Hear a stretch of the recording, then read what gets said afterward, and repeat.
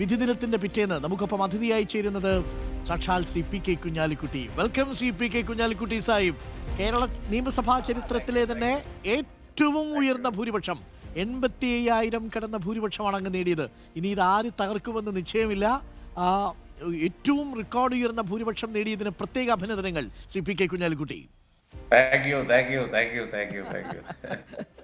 പ്രതീക്ഷിച്ചിരുന്നതാണ്. ഞങ്ങള് PM A സലാമിനോട് ചോദിച്ചിരുന്നു, ഏറ്റവും കൂടുതൽ ഭൂരിപക്ഷം ഏത് മണ്ഡലമായിരിക്കും കൊടുക്കുക എന്ന് പറഞ്ഞപ്പോൾ ഒരു നിമിഷം പോലും സംശയമില്ലാതെ PM A സലാം സാഹിബ് പറഞ്ഞു അത് മലപ്പുറമായിരിക്കുമെന്ന് പറഞ്ഞു. അക്ഷരാർത്ഥത്തിൽ അത് തന്നെ സംഭവിച്ചു. അങ്ങയുടെ രാഷ്ട്രീയം, പാർലമെന്ററി രാഷ്ട്രീയം തുടങ്ങുന്ന മലപ്പുറത്ത് തന്നെ അങ്ങേക്ക് ഏറ്റവും വലിയ റെക്കോർഡ് ഭൂരിപക്ഷവും, അല്ലേ? എന്ത് തോന്നുന്നു?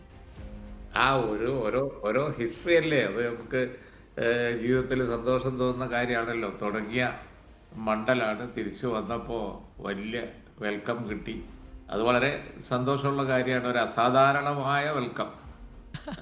അത് തീർച്ചയായിട്ടും ചരിത്രത്തിൽ രേഖപ്പെട്ടു പോകുന്നതാണല്ലോ. ആ നിലക്ക് സന്തോഷമുണ്ട്. ഞാൻ നല്ല അണികളോടും അതുപോലെ തന്നെ പാർട്ടി പ്രസിഡന്റിനോടും ഒക്കെ അത് പ്രകടിപ്പിക്കുകയും ചെയ്തു. 1982 അങ്ങ് മലപ്പുറത്ത് നിന്ന് നിയമസഭയിലേക്ക് വരുന്നത്. ഇപ്പോൾ ഒരു വൃത്തം അവിടെ പൂർത്തിയാക്കുന്നു, അല്ലേ? എത്ര ദീർഘമായൊരു കാലം. ആ കാലത്തിനിടയിൽ എന്തെല്ലാം കണ്ടു, എന്തെല്ലാം കേട്ടു. ഈ മത്സരത്തിന്റെ ഒരു പ്രത്യേകത എന്തായിരുന്നു? അങ്ങ് എത്രയോ തെരഞ്ഞെടുപ്പുകൾ മത്സരിച്ചല്ലോ. അല്ല, അത് ഈ ഓരോ കാലഘട്ടത്തിലെ മത്സരങ്ങൾക്കും അതിൻ്റേതായ പ്രത്യേകതകളുണ്ട്. 80s 90s അങ്ങനെ അങ്ങ് നോക്കുമ്പോൾ ഓരോ കാലഘട്ടത്തിലെ പൊളിറ്റിക്സ് അതാത് കാലഘട്ടത്തിൽ അത് വളരെ ലൈവാണ്, വളരെ എരിവും പുളിയും ഒക്കെ ഉള്ളതാണ്. അത് ആ കാലഘട്ടം അങ്ങനെ അസ്തമിക്കുന്നു, പിന്നെ പുതിയ കാലഘട്ടം വരുന്നു.